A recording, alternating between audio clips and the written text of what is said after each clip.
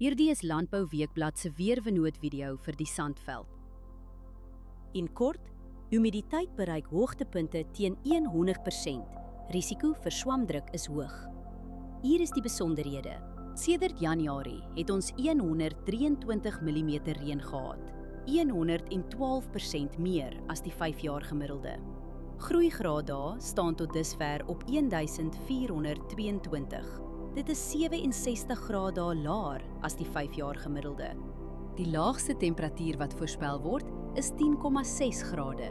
Die hoogste is 24,5 grade. Die grootste dag tot nagwisseling is sowat 14 grade, matig en binne normale grense. Geen reën word die week verwag nie. Al die vog kom uit besproeiing. Die hele week is stil. Geen noemenswaardige wind daar nie.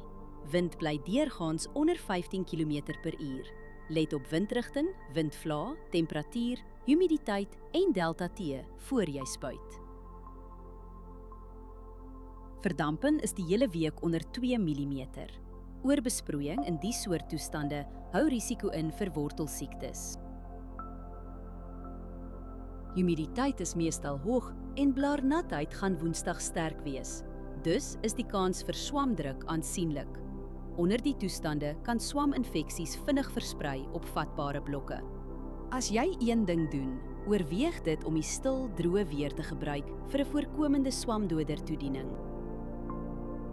Hierdie weerinligting is gebaseer op werklike data vanaf meetstasies.